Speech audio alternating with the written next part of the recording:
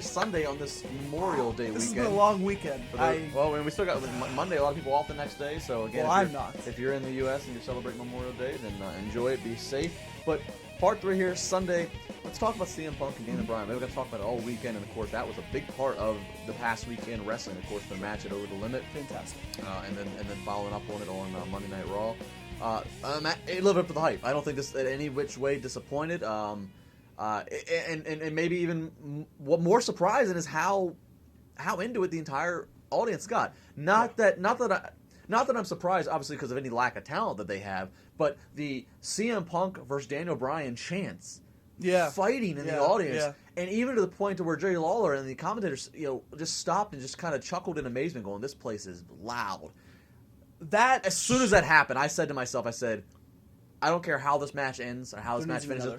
They're going to do another. There's no way that anybody's going to be sitting in a gorilla ignoring that. It's funny how the crowd is, because for so long, CM Punk came into the WWE as a guy, who was not really having many expectations of being who he is now. Correct? Yeah. I think he coming in wasn't a guy that they said, he can be the number one guy in our company. Right.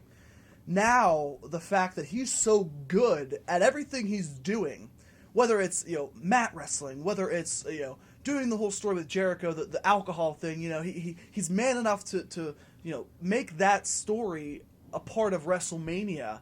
And now he's facing Daniel Bryan, a guy that they have a lot of similarities. Their career paths are very similar. But the fact is, it's not Punk that this is successful. It's because of how popular Daniel Bryan has gotten. And I sit here and laugh and think to myself, Justin, this time last year I couldn't stand Daniel Bryan because they gave him this not even a gimmicky, but this cheap, watered down character that didn't have any backbone or any essence to him. Now we finally get to see what everybody raved about when they saw Bryan Danielson and when they saw CM Punk before they made mainstream, television. This is what I think WWE is somewhat scared of, but at the same time, they're happy that they're capitalizing on these two talents. Absolutely. You need a good heel to lead the dance. You need a good heel to lead the match. And to have an antagonist like Daniel Bryan with his... He's that perfect storm of everybody knows how damn good he is, and he knows how damn good he is, but he also can be just as much of a coward. Yes. And that's an incredible perfect storm to weather. And you can read about it on Bleach Report. I wrote about it a couple days ago. Daniel Bryan, he's finally becoming a WWE guy. And I don't mean that it is as a disrespect to him or to anything that he stands for or anybody that he used to be associated with, but he's becoming a WWE guy. There's always a thing, people constantly ask, are the Kings of Wrestling going to, team together? No, they're not going to team together in the WWE because Vince would rather put his heart and soul in his own ideas than piggyback off of something else. He wants to create his own stars. He's going to create his own character. Very few characters have ever gotten to come from anywhere else and been able to go off of that. But so for a while we saw, even with the name change of Daniel Bryan, just so they own the name, for a while we saw the guy that WWE didn't really care. They had him there, he was irrelevant matches on SmackDown, he's on Superstars, whatever.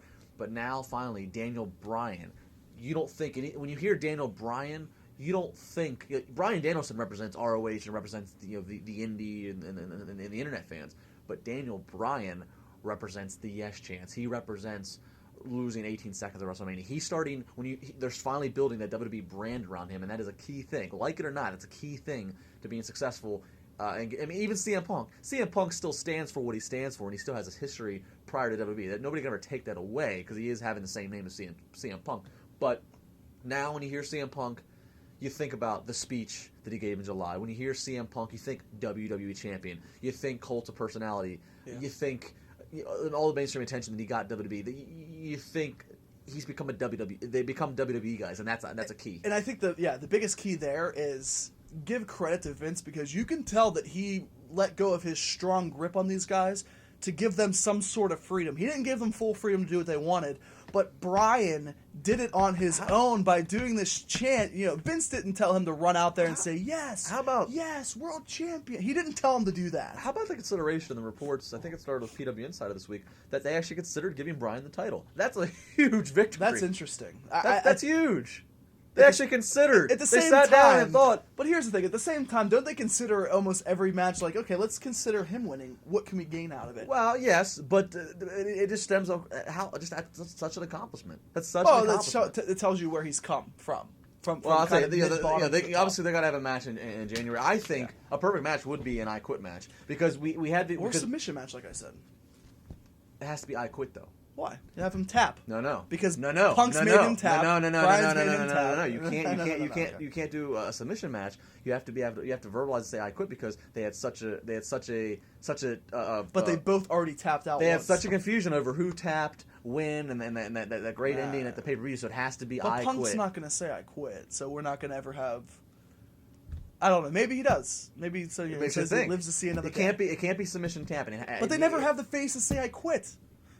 You know, when is the last time Cena made The Miz say I quit? Cena made Batista say I quit. Like, it's just there's a submission match.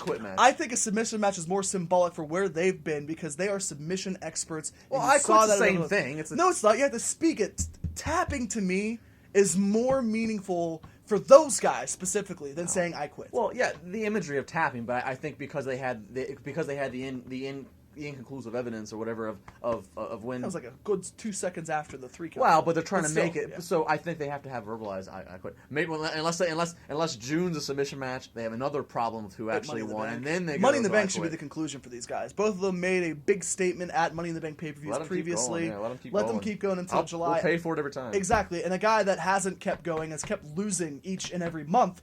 Once again, Chris Jericho falls on the short end of the stick at Over the Limit. He loses in the Fatal 4-Way match. As we all know, Sheamus winning that match and retaining the World Heavyweight Championship. Much to my, I don't dislike it, but I thought that this could be a great opportunity for somebody like Jericho to really revive his return. Nonetheless, he loses. Now he seemed to be in a feud with Randy Orton. That looks like going to be the match at No Way Out. Hasn't been officially announced yet, but everybody's predicting that to happen. What's going on? Jericho losing again. Can any match really save him, Justin? Well, yeah. I mean, at the moment, if he wins the world title at any moment, or even if he gets one big win over Randy Orton, I mean, that it's ironic that we spend so much time questioning when is Jericho going to come back? When's Jericho going to come back? Are these promos for him? He comes back, and now we're in an uproar about the amount of losses he's had, and we're all debating and asking when he's going to leave. You know, it's very funny how this works. But I don't. Maybe it's just me, and I don't consider myself any bit less of a Jericho fan than anybody else. I mean, I'm a Chris Jericho fan, as most people are in some respects. I'm not that bothered by him losing. I'm really not. I am though. But I'm not because to me it's like nothing's ever gonna. This is a guy who when we talked about this when he came back. This is a guy that has nothing else to accomplish. He's main event in WrestleMania. He's the first undisputed world champion. He's won Intercontinental. This guy has nothing to prove. So why is he back? Well, answer that. Well, I don't know why he's back, but he's back, and I look at him as just putting guys over. I'm not at all bothered by the fact. I mean, like, sure, would I have liked to see him walk out World Heavyweight Champion? Sure, that would have been a great little thing for having him over on SmackDown to be the title holder. But I don't. If he beats Randy Orton, he beats Randy Orton. If he doesn't, he doesn't, which he probably won't. But I am just not really that bothered by it because again, this is a guy that has nothing left to prove. Like, what does he gain by beating CM Punk? He doesn't gain anything by beating CM Punk. So my question, I agree with every point that you made there. He doesn't have much to prove. Does Jericho become a nostalgia act now? You said that he can't. He's putting guys over. He doesn't have anything else to accomplish. So why is he here? Why does he need to be here? So why not have him as a nostalgia act? He's there because he can entertain. He's still entertaining. He's still entertaining, yes, but I liked his. I didn't like his return. And I know you're gonna say bottom line. Jericho's good for the company. Whatever.